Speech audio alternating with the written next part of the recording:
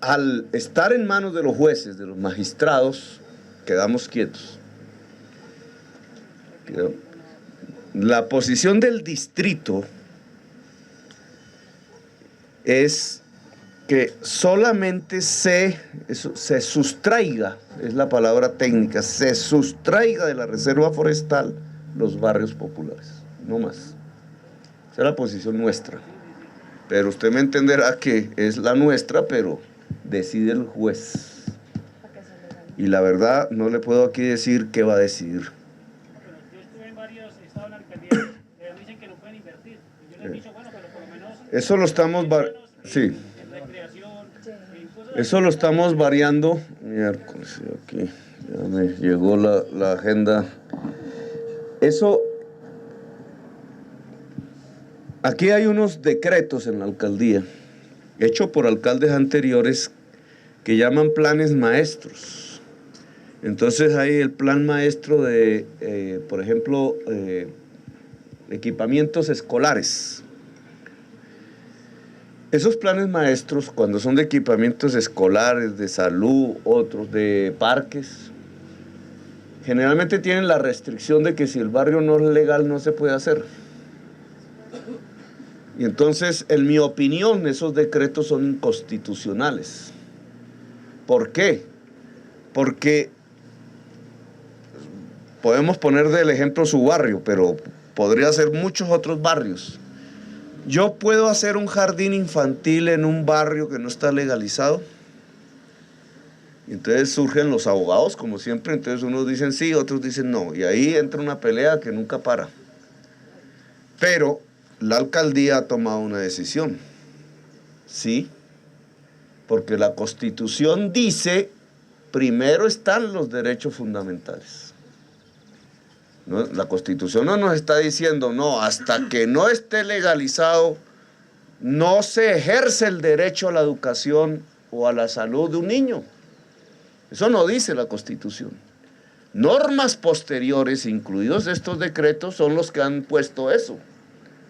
Pero prima la Constitución. Entonces nosotros reformamos los decretos. Este no ha sido un tema discutido en los medios, pero nosotros reformamos por lo menos el de equipamientos escolares, el de jardines infantiles. Hay que hacer lo mismo en otros temas para decir que primero está el derecho fundamental de la sociedad. Es decir, que un niño tiene derecho a educarse por encima de una norma de urbanismo. O a la salud. Que entonces, ¿por qué no está el centro de salud ahí, o un puesto de salud ahí, o por qué no está una escuela, o un colegio? Esto lo hice hace 2 meses. Espero que esos decretos que acabo de firmar no sean demandados, porque igual volvemos pero servirían para que su respuesta tenga respuesta afirmativa, es decir, a pesar de que esté en discusión la legalidad de un título o de un barrio, allí pueda el Estado garantizar los derechos fundamentales de las personas que viven allí. La segunda pregunta suya es revitalización. Se responde con esa palabreja, que es lo mismo que renaturalización. Entonces, usted dice, y tiene que ver con esto de la reserva forestal. Entonces, estas construcciones enormes, aprovechando la circunvalar, ¿cierto?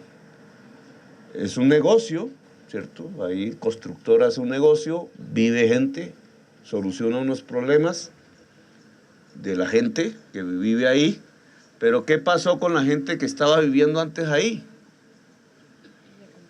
¿Cierto? Porque el dinero que puede surgir como ganancias de un edificio de esto, yo no tengo ni idea cuánto es, pero es un billete. No, eso es harta plata la que se gana el constructor si lo hace bien. Y entonces, claro, cuando vino toda la expectativa de correr la reserva forestal, empezó la maquinita del billete. Y empezaron a ustedes a decirles, les compro, sálganse. Abogados llegaron, incluso abogados de empresas desconocidas, que estaban domiciliadas en Panamá. Entonces les compro ya, ¿a cómo me venden? Y eso se llama Eso se llama un desalojo por la vía del mercado. Nosotros en el proyecto de plan de ordenamiento territorial colocamos la palabra revitalización y es nuestra norma de conducta desde ya, desde que nos posesionamos. Y es que ningún constructor de estos se les permite, ojo alcalde local, porque como nosotros lo podemos hacer desde los planes zonales, pero esos son los de menos, aquí lo hacen es por consolidación, en donde solo puede actuar rápidamente el alcalde local si lo hace rápido. Porque si no el curador pone el chulo y adiós. Y ya después es un proceso judicial y ya saben ustedes qué pasa ahí. Entonces, el alcalde local tiene que estar atento porque revitalización, ¿qué significa? Que sí, se puede dar la licencia para construir estos edificios, tal cual, pero los habitantes que estaban allí antes se les tiene que dar, primero tienen que contar con su voluntad y segundo, ellos deben vivir en esos edificios. A menos que quiera pues que le den plata y se vaya, pues ya en eso no intervendríamos nosotros, pero digamos, el constructor debe asegurar que las personas que viven allí queden incluidas dentro de su plan. Eso es una carga para él desde el punto de vista de rentabilidad, pero es una decisión del distrito porque nosotros no queremos desalojos de las gentes.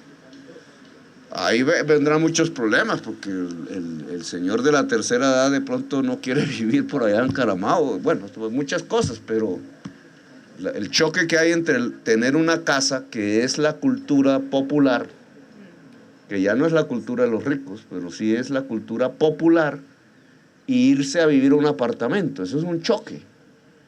Pero es un choque que hay que superar, porque esta ciudad, ya uno en una ciudad no vive ya en casas, vive en edificios. Si no, no podríamos, entre otras, recuperar la naturaleza. Pero entonces esa es la... No, pues...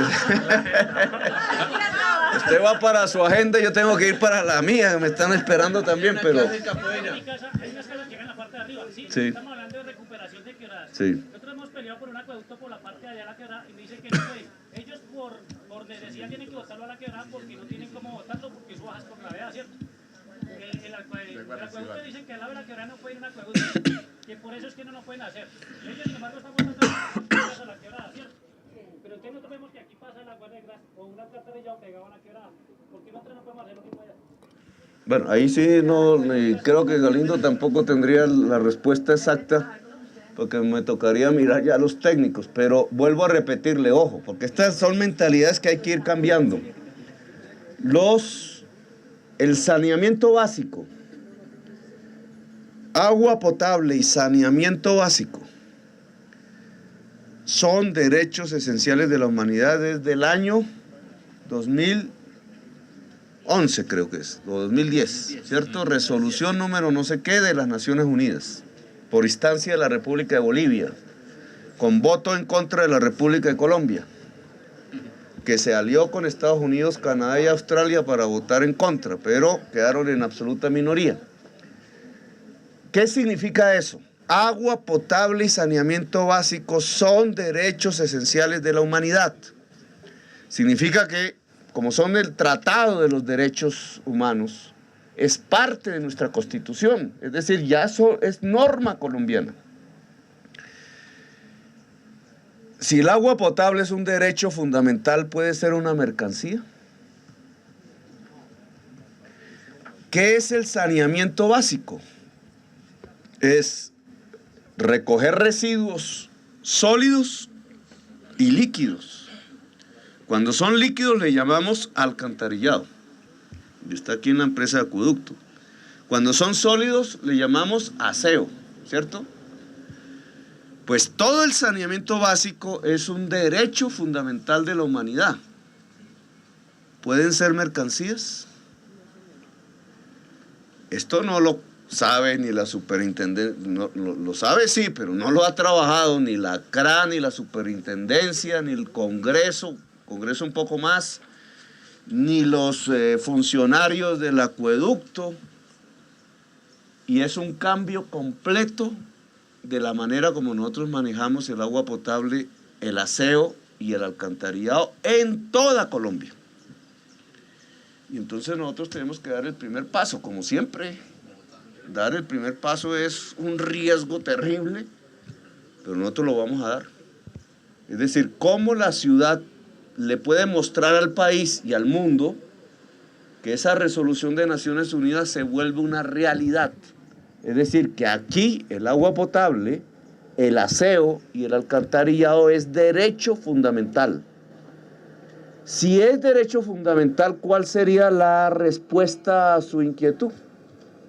¿Pero por qué están peleados? Bueno, no, porque el mundo cambia, entonces nosotros tenemos una ventaja, estamos en la vanguardia de los cambios del mundo. Es decir, el mundo no cambia y nos aplasta a nosotros, sino que nosotros vamos con los cambios del mundo. Entonces, si un barrio que no está legalizado, como el caso Bosque y otros, dice, las gentes que viven ahí dicen, nuestro derecho esencial es al saneamiento básico, ¿puede la empresa de acueducto decir que porque no está legalizado no se puede hacer el saneamiento básico? Pues hace 3 años la respuesta sería sí, la empresa de acueducto puede. A partir de la resolución de Naciones Unidas, y la Secretaría de Medio Ambiente tiene la misión de activar con abogados de alto calibre a la Corte Constitucional para que se pronuncie sobre esto, y entonces ya no digan, es que Petro lo dijo y es mentira, sino que ya quede como un una sentencia. Tiene esa misión, porque vamos a cambiar el paradigma en toda Colombia de cómo se maneja el agua potable y el saneamiento básico, y no se maneja como negocios, sino se maneja como derechos. Y si se maneja como derechos, nosotros comenzamos diciéndole que el acueducto no puede decir que no a una comunidad solo porque la comunidad no tiene legalizados sus predios para su saneamiento básico. Ojo, otra cosa es que la comunidad esté localizada en una zona de alto riesgo, que creo que no es el caso de Bosque Calderón, pero digamos, sí es el caso de 15.000 familias, porque ahí prima el derecho a la vida. Está por encima el derecho a la vida. Entonces lo que hay que hacer cuando se está en zona de alto riesgo no mitigable es la reubicación. Es un tema ya que tiene que ver con la gente que está encima de una quebrada No, eso lo dice el FOPAE y hasta donde yo tengo entendido no lo es. No sé, exalcaldesa. No, una cosa es estar metido en reserva, que es un problema. Otra cosa es el alto riesgo. Bueno, vamos a... ¿Qué va a preguntar la prensa? Sí, vamos a darle ahora el paso a la prensa. Es un tema que será nacional. La CRA, que es la Comisión Reguladora de Agua Potable y Saneamiento Básico, está en un trabajo de reestructuración de tarifas. Ella es la autoridad para ello. No ha terminado su trabajo, luego no podemos predeterminar el resultado final. Pero las discusiones que se han tenido tienen que ver con que la ciudadanía debe pagar por el servicio público domiciliario y punto, a una empresa, en este caso a la de acueducto, y punto. Y nosotros hemos mirado la tradición de Bogotá desde hace 20 años más o menos, es trasladar una serie de servicios que no son domiciliarios a cobro por tarifas, paulatinamente, pero cada vez más. Voy a ponerles ejemplos. Poda de árboles. La poda de árboles no es un servicio público domiciliario, ¿no? Es un árbol que está en la calle o está en un parque, no está en la casa. Voy a ponerle otro ejemplo, o corte de césped, ¿cierto? En el caso que estamos hablando aquí, la lluvia. Entonces hablamos del acueducto, eso se llama canales pluviales, acueductos pluviales. ¿Quién dijo que la lluvia es domiciliaria? La lluvia no la produce un lugar. La recuperación de las quebradas, los humedales, la compra de terrenos para cuidar las fuentes de agua, etcétera. Si tú cogieras todos esos componentes han venido metiéndose paulatinamente, todos sumados son una enorme cantidad de dinero al año. Y todos sumados van hacia tarifas que paga la gente en la factura. Pues la gente no se da cuenta que está pagando en la factura. Hay un número y punto, le ponen... Pero eso va ahí. Entonces la pregunta es, ¿por qué se paga eso en facturas si lo que debe pagar las personas, de acuerdo a la ley, es el servicio público domiciliario? Unos abogados dicen, es que esos son servicios complementarios, pero es dudoso. La CRA parece ir, pero ya por eso no quiero hablar de él, porque nosotros no somos la CRA. La CRA es una entidad independiente de nosotros, parece ir en la tesis del alcalde. Es decir, que lo que debe pagar la comunidad es su servicio domiciliario. ¿Y eso qué significa? Que una serie de componentes que hoy están dentro de la estructura de costos de la empresa de acueducto y alcantarillado de Bogotá, en el caso bogotano, y en otros servicios, una serie de costos que van a pagos de tarifa, los debemos sacar. Y deben pasar como obras, como programas y obras públicas de la ciudad, como educación, como salud, como otros. No significa que nos van a salir gratis, no significa que no los vamos a hacer, al contrario, vamos a hacer eso y más.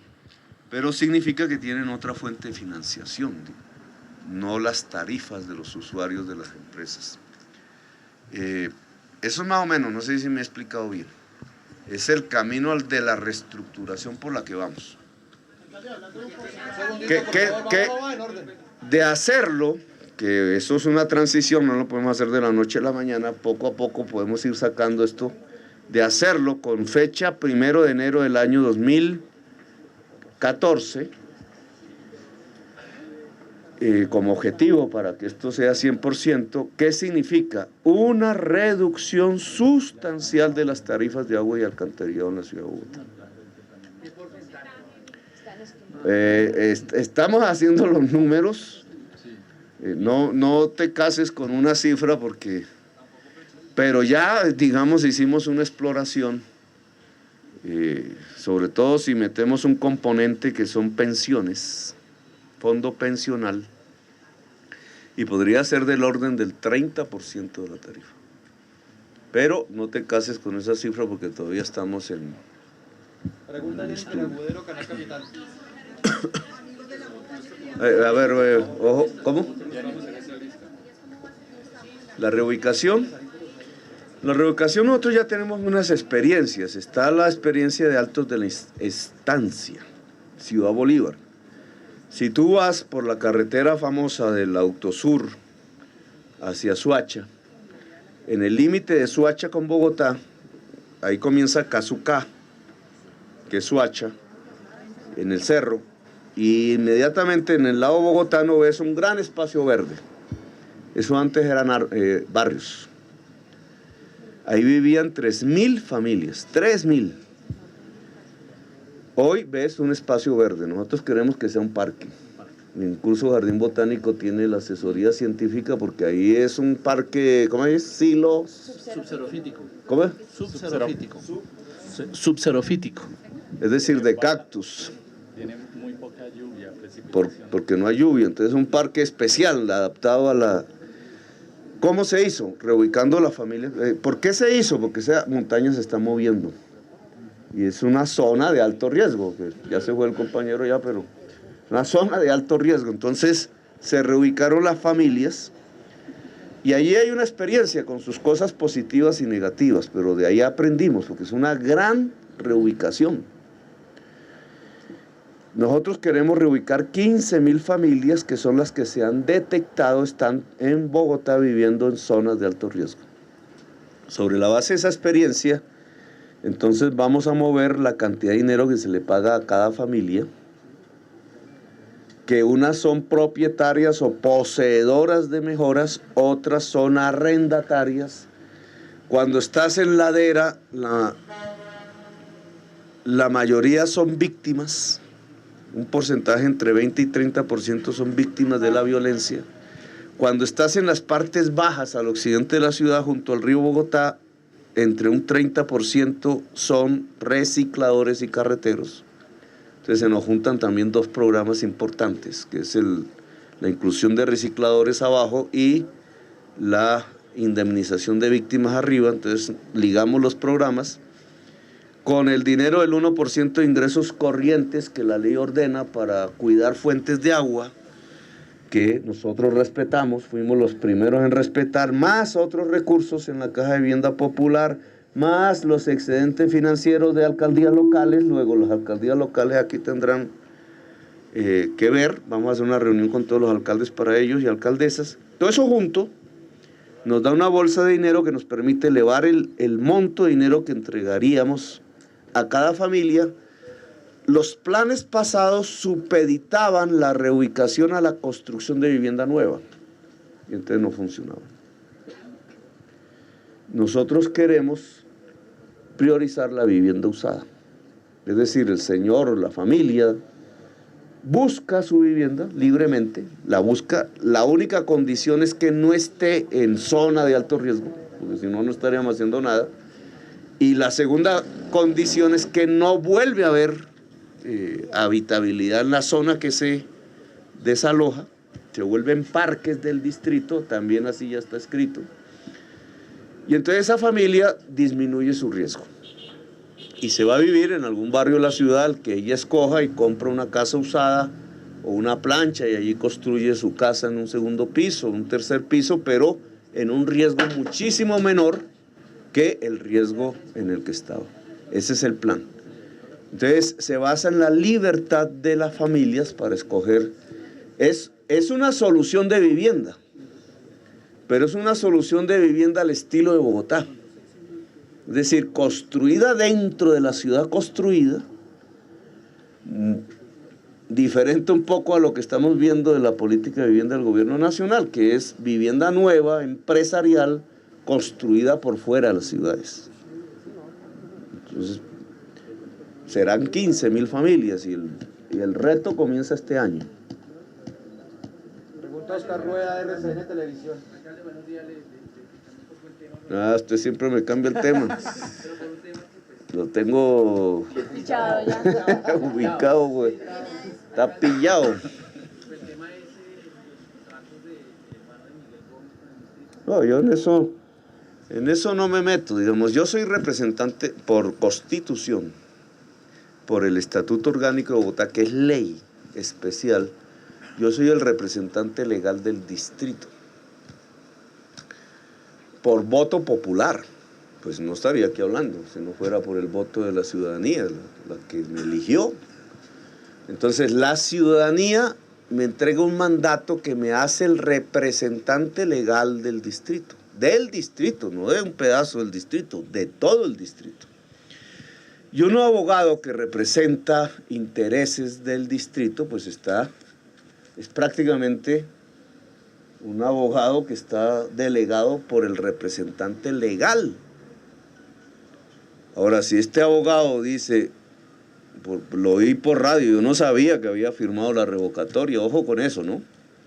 Yo no tenía ni, sabía que era hermano del que organiza la revocatoria, pero no sabía que había firmado, pero él dijo que había firmado. Pues es un problema de él, digamos. ¿Cómo puede representar jurídicamente al representante legal y ganarse una plata de la ciudad por ello, y no cualquier dinero, y al mismo tiempo querer revocar a su representado? Pues hay un problema de ética de abogados ahí, no me voy a meter en eso, pero hay una ética mínima. Los abogados renuncian cuando hay un conflicto de interés, y al abogado no le gusta el representante, y lo quiere sacar, pues no se pone a representarlo. Eso sería como un abogado de ¿qué? Que representa a la señora en una separación de ¿cómo es? Blanca, de familia diversa, entonces representa a la señora, pero entonces está trabajando es para que el señor se quede con los bienes de la señora. Pues eso es un choque ético, jurídico, eso no es presentable. Yo no me meto en la ética de él, pero que la explique él.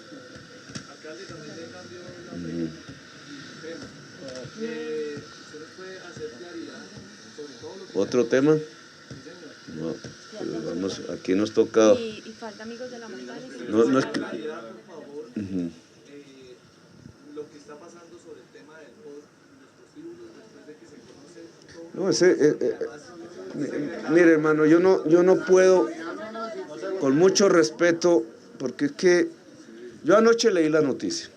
Y claro, yo me asusté y dije, ¿cómo? ¿Nosotros hicimos eso? Y me fui a leer el artículo, es lo que uno tiene que hacer. Un periodista tiene que hacer eso, antes de escribir. Tiene que irse a ver si dice eso. Y si uno no entiende, porque pues, además hay lenguaje de iniciados, pues pregunta, ¿no? A los encargados, a los que hicieron el POT, pregunta. Y yo hice eso, y dije, oiga, esto que están diciendo aquí en tal periódico nosotros lo dijimos, y eso nunca lo habíamos discutido. Pues no, el artículo no dice eso, dice todo lo contrario. Entonces yo no puedo, cuando yo entro entonces a corregir a un periodista, entonces las ciudadanías despistados, porque obvio que quedan despistados, entonces dice, ya Caldo se echó fue para atrás. No, hay un problema en ustedes, digamos, que ustedes tienen que discutir y corregir. Cuando van a sacar una información, buena o mala, no interesa, libremente, investiguenla, porque entonces transmitieron una información que es contraria a la realidad. ¿Quién fue? No quiero saberlo, no, solo un consejo, investiguemos antes de escribir, o de decir, o de publicar, pues lo lógico también dentro de la ética periodística. Y hay un señor secretario de planeación que es el encargado del POT, que sabe qué pasó allí, porque además esa fue una propuesta de la comunidad en un cabildo, en el POT. Pues hemos hecho cabildos del agua, pero aquí hicimos cabildos del POT. 7,000 personas participaron en las discusiones. Ahora entra en discusión al consejo, o sea, la discusión continúa. Y la comunidad misma que ha venido, la comunidad que vive en barrios de zona de tolerancia, que ha pensado soluciones, puede que no sean las más acertadas o no, porque no es un problema fácil, pero propuso, y el Estado distrital acogió una fórmula que no es la que escribió el periodista, nada tiene que ver con eso. O sea, nos movió una fórmula que es para ver cómo en la zona de tolerancia las señoras y a veces los señores no están en las calles, allí en unas zonas de... ¿Por qué hay zonas de tolerancia en Bogotá? Porque así lo ordena el Código de Policía, que es el artículo 50 del Acuerdo 79 del año 2003, expedido por el Consejo Distrital, que dice que en el POT se debe reglamentar la actividad de la prostitución. Entonces, si es en el POT, pues hay que hablar en el POT de ello. ¿Y qué fue lo que propuso la comunidad? Que allí donde hay hoy zonas de tolerancia, o distritos rojos, o como quieran llamarlos, se trate de reglamentar de tal manera que el trabajo sexual no se ejerza en la calle. Cosa que hoy vemos todos los días, está en la calle, y en la calle ¿quién pasa? Pues todo el mundo, tanto el que va a utilizar los servicios, como los niños que van al colegio, las niñas, etc. Y entonces tiene razón la comunidad en decir, reglamentése de tal manera que eso por lo menos no esté en la calle. Nosotros estamos en un trabajo de dignificación de las trabajadoras sexuales y trabajadores, porque eso no es solamente femenino, pero es mayoritariamente femenino por la sociedad machista que tenemos. y varios de esos programas se están desarrollando, pero si la comunidad ve que hay un mecanismo que se podría usar para que el trabajo en la calle no esté en la calle, el trabajo sexual no esté en la calle,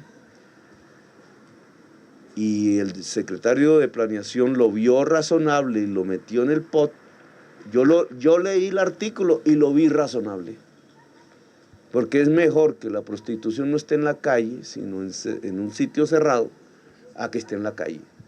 En esas zonas.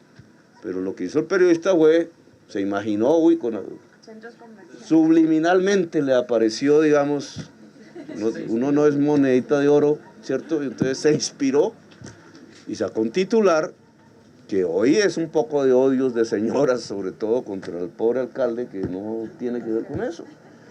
Porque se creyó la señora, porque no le podemos decir que no, que es que íbamos a meterle los prostíbulos allá a Unicentro y al Centro Andino y al Centro Santa Fe y bueno, y eso no es lo que está escrito ahí. Pero eso no, ahora están diciendo, no, entonces el alcalde se echó para atrás. No, simplemente no se transmitió la información como se tenía que transmitir y se creó un pánico moral, llamémoslo así, ¿cierto? Un pánico moral que afecta la imagen de la alcaldía, pero que no tiene que ver con la realidad que está escrita en las normas. Pero entonces, ahora ya, porque no es este el evento del trabajo sexual, sino el de los derechos de la naturaleza, entonces vamos a darle aquí la palabra a la pobre señora naturaleza, madre tierra, digamos.